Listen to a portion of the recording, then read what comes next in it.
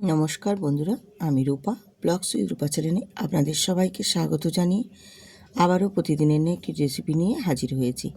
তো আজ হাজির হয়েছি বন্ধুরা একেবারে অদিনের ফুলকপির রেসিপি নিয়ে হাজির হয়েছি। এই ফুলকপির রেসিপিটি নিরামিষ হলেও খেতে বেশ সুন্দর লাগে, ভীষণই ভালো লাগে। ভাত, রুটি, এমনকি পোলাও, ফ্রায়েড রাইসের সাথেও খেতে ভীষণ সুন্দর লাগে। এই রকম যদি ফুলকপির রেসিপি গরম গরম ভাতের সাথে থাকে খেতে ভীষণ ভালো লাগে। আর আমি আজকের এই ফুলকপির রেসিপিটি একেবারে নিরামিষভাবে তোমাদের দেখিয়ে দিচ্ছি, যেটা স্বাদে গন্ধে অপূর্ব সুন্দর লাগে। এর টেস্ট এবং ঘ্রাণ দুটোই এত সুন্দর যে একবার বাড়িতে বানিয়ে খেলে বারবার কিন্তু বানিয়ে নেওয়ার ইচ্ছে হবে। ভীষণ ভালো লাগে, নিরামিষ হলেও খেতে কিন্তু অসাধারণ লাগে। তো চলুন আর কথা না বাড়িয়ে আমি একদম চলে যাই রান্নাতে। তো দেখুন, আমি এখানে ফুলকপিগুলোকে বেশ কেটে নিয়েছি, একদম খুব ছোটও নয় আর খুব বড়ও নয়। এক একটা ফুলকপির আমি দুখণ্ড করে নিয়েছি। দিয়ে ফুলকপিটাকে আমি কেটে একটা ঝুড়িতে নিয়ে নিলাম। এবারে ফুলকপিগুলোকে ধুয়ে নেব। তো তার আগে আমি এখানে মিডিয়াম সাইজের 3টে আলু দিয়ে দেব। তো আপনাদের পরিমাণ অনুযায়ী আপনারাও আলুটা দেবেন। তো আমি আমার পরিমাণ অনুযায়ী আলুটা নিয়েছি 3টে। দিয়ে আলুগুলোকে খুব ভালো করে খোসাটা ছাড়িয়ে নেব, একটা কাটার দিয়ে সুন্দর করে কেটে 4 টুকরো করে নেব। তো আমি প্রথমে 2 টুকরো করে নিই, তারপর এক একটা টুকরোকে 4 টুকরো করে নিচ্ছি। এই রকম বড় বড় করে আমি আলুটাকে কেটেছি। আর এই রকমভাবেই আলুগুলোকে আমি সব কেটে নিয়ে আলু আর ফুলকপি দুটোকেই ধুয়ে পরিষ্কার করে নিয়ে চলে এসেছি দেখুন। আর ফুলকপিটা ভীষণ সুন্দর ছিল, কিন্তু একদম ফ্রেশ, খুব ভালো।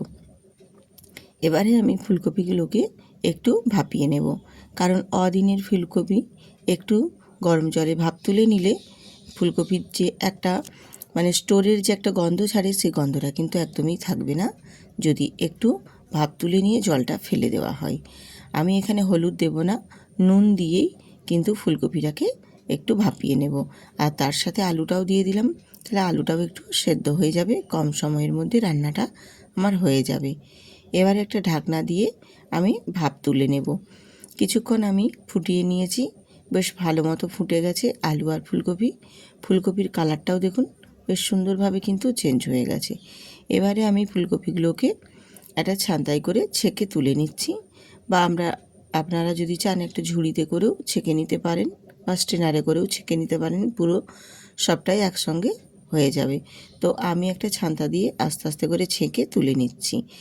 এবারে চলে এলাম আবারও গ্যাসেতে একটা কড়াই বসিয়ে দিয়ে দিলাম তেল। আর তেলটাকে খুব ভালো মতো কিন্তু গরম করে নিয়ে দিয়ে দিয়েছি 1 চিমটি এবার তেলের মধ্যে হলুদ দিয়ে দিলাম।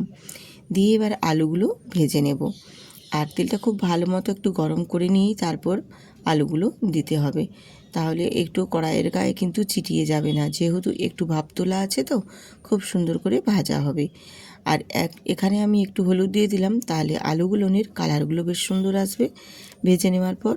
আর ফুলকপিটাও ঠিক এই রকমভাবেই ভেজে নেব।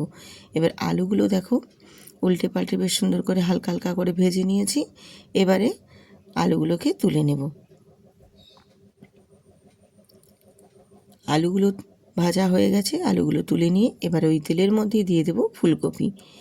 আর ফুলকপিগুলোকেও বেশ ভালো করে একটু এই রকমই নাড়াচাড়া করে লাল লাল করে ভেজে নেব। আর ফুলকপি একটু ভাপিয়ে নিলে কি বলো তো, এতে কিন্তু ভেজে নেওয়ার সময় খুব একটা বেশি তেল লাগে না, অল্প তেলেই কিন্তু খুব সুন্দরভাবে ফুলকপিগুলোও ভাজা হয়ে যায়। এবার ফুলকপিগুলোকেও ঠিক একই রকমভাবে নাড়াচাড়া দিয়ে বেশ লালচে লালচে করে ভেজে নেব।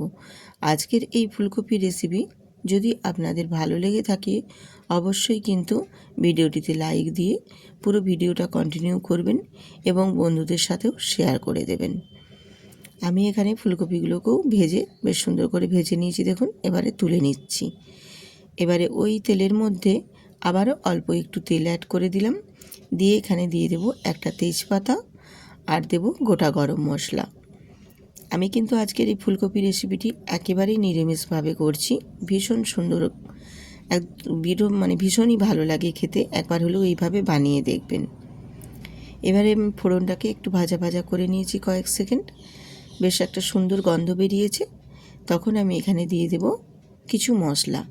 তো মশলা হিসেবে আমি এখানে আদা কাঁচা লঙ্কার পেস্ট দিলাম, আদা আর কাঁচা লঙ্কাটাকে শিলনোড়াতে আমি পেস্ট করে নিয়েছি। আর তার সাথে এখানে দিলাম গুঁড়ো মশলা, হলুদের গুঁড়ো, জিরে গুঁড়ো, আর হচ্ছে এখানে কাশ্মীরি লঙ্কার গুঁড়ো দিয়েছি। আর ঝালের জন্য তো আমি কাঁচা লঙ্কা আদার সাথে বেটে দিয়েছি, এই কারণে আর আমি এখানে ঝাল লঙ্কার গুঁড়োটা দিলাম না। এবারে অল্প একটু জল দিয়ে খুব ভালো করে মশলাটাকে একটু কষিয়ে নেব। একটু অল্প এখানে জল কিন্তু দেবেন অবশ্যই, নাহলে মশলাটা পুড়ে যেতে পারে। যাতে না মশলাটা পুড়ে যায়, অল্প একটু জল দিয়ে সুন্দর করে মশলাটা কষাবেন। আর তার মাঝেও আমি এখানে দিয়ে দিলাম স্বাদ মতো নুন দিয়েও একটু নাড়াচাড়া করে মশলাটাকে কষিয়ে নেব। একটু হালকা করে কষিয়ে নেওয়ার পর এখানে আমি দিয়ে দেব একটা বড় সাইজের টমেটোর পেস্ট। এখানে এই টমেটো পেস্টটা অবশ্যই দেবেন। টমেটো পেস্টটা দিলে ভীষণ ভালো লাগে, কালারটাও সুন্দর আসবে। আর এই তরকারির ক্ষেত্রে, ফুলকপি রেসিপিটির ক্ষেত্রে খেতেও ভীষণ ভালো লাগে। আমি এখানে টমেটোটা পেস্ট দিয়েছি, আপনারা যদি চান টমেটোটা ছোটো ছোটো করে কেটেও দিয়ে দিতে পারেন। দিয়ে খুব সুন্দর করে নাড়াচাড়া করে বেশ একদম শুকনো শুকনো করে কষিয়ে নেব। আর একদম মশলাটা থেকে যতক্ষণ না তেল ছেড়ে আসছে ততক্ষণ পর্যন্ত একটু কষিয়ে নেব। আর তেল ছাড়িয়ে আসা শুরু হয়ে গেলেই তখন কিন্তু এখানে ভেজে রাখা আলু আর ফুলকপিগুলো দিয়ে দেব। দিয়ে এবারে আলু আর ফুলকপিটাকেও বেশ ভালো করে মশলার সাথে নাড়াচাড়া করে একটু কষিয়ে নেব। তাহলে মশলাগুলো ফুলকপি আর আলুর ভেতরে কিন্তু বেশ ভালো মতো ঢুকবে, আর ফুলকপির স্বাদটাও তখন বেশ সুন্দর লাগবে। এইভাবে বন্ধুরা একবার রান্না করে দেখবেন, খেতে ভীষণ ভালো লাগে। আর এর এত সুন্দর একটা গন্ধ বেরোয়, মনে হয় গরম ভাতের সাথে ভীষণ ভালো লাগে। একবার হলেও এইভাবে দেখবেন বানিয়ে, ভীষণ অপূর্ব সুন্দর লাগে। কিন্তু নিরামিষ হলেও ভীষণ সুন্দর, সাধারণভাবে করলেও অসাধারণ খেতে লাগে। এবারে আমি মশলাটা কষিয়ে নেওয়ার পর এখানে পরিমাণ মতো জল দিয়েছি। তো জলটা খুব বেশি দেওয়ার দরকারই নেই, কারণ আলু ফুলকপি দুটোই কিন্তু একটু ভাপ তোলা আছে। সেক্ষেত্রে সেই পরিমাণ মতোই এখানে দিয়ে দেব জল। তারপর দুটো চেরা কাঁচা লঙ্কা দিয়ে দিলাম উপর থেকে, দিয়ে একটু ঢাকনা দিয়ে রান্না করে নিয়েছিলাম কিছুক্ষণ। রান্না করে নেওয়ার পরে বেশ সুন্দরভাবে দেখো একদম আলু আর ফুলকপিটা বেশ ভালো মতো কিন্তু ঝোলের সাথে ফুটে গিয়ে একদম মিশে গেছে। আর আলুও একদম সুন্দরভাবে সেদ্ধ হয়ে, এমনিতেই সেদ্ধ ছিল, আরও ভালোভাবে খুব সুন্দরভাবে একদম ফুটে গিয়ে মিশে গেছে। আর যদি তোমরা গ্রেভিটা আরও একটু গাঢ় গাঢ় করতে চাও, সেক্ষেত্রে আরও 2-1টা আলু খুন্তি দিয়ে চেপে চেপে একটু গেলে দেবেন, তাহলে বেশ সুন্দরভাবে গ্রেভিটা একদম গাঢ় গাঢ় ভাব হবে। এবার অল্প একটু চিনি দিয়ে দিলাম, স্বাদের ব্যালেন্সটা ঠিকঠাক রাখবে। নিরামিষ যে কোনো তরকারিতে একটু চিনি দিলে কিন্তু খেতে ভীষণ ভালো লাগে। চিনি দিয়ে একটু নাড়াচাড়া করে নিয়ে এবার সবশেষে দিয়ে দিলাম সামান্য অল্প একটু ঘি। আর ঘি দিয়ে একটু নাড়াচাড়া করে গ্যাসের ফ্লেমটা একদম অফ করে দেব, কারণ ঘি দেওয়ার পর কিন্তু আর গ্যাসটা একদম আর ফুটানো দরকার নেই, গ্যাস অফ করে দিতে হয়। গ্যাস অফ করে দিয়েই ঘিটা দেবেন, ভীষণ সুন্দর লাগে। একটু ঢাকনা দিয়ে ঢেকে 2 মিনিট স্ট্যান্ডিং টাইমে রেখে দিয়ে তারপর পরিবেশন করে আপনাদের দেখিয়ে দিচ্ছি ফুলকপির এই সুন্দর নিরামিষ রেসিপিটি কতটাই সুন্দর এবং কতটা লোভনীয় হয়েছে। আশা করি দেখলেই বুঝতে পারবেন। সাধারণভাবে নিরামিষভাবে করলেও খেতে কিন্তু অসাধারণ লাগে। আর এত সুন্দর একটা গন্ধ বেরিয়েছে, স্মেল কি বলবো আপনারা, বললে হয়তো বিশ্বাস করবেন না। একবার হলেও বাড়িতে বানিয়ে দেখবেন, এইভাবে খেতে কিন্তু অসাধারণ লাগে। যদি ভালো লেগে থাকে অবশ্যই নতুন নতুন বন্ধুরা যারা আজকে আমার ভিডিওটিতে ভিজিট করছেন, অবশ্যই চ্যানেলটিতে সাবস্ক্রাইব করে বেল আইকনটি প্রেস করে রাখবেন, তাহলে পরবর্তী আরও নিত্য নতুন অনেক সুন্দর সুন্দর রেসিপি আপনারা পেতে পারবেন।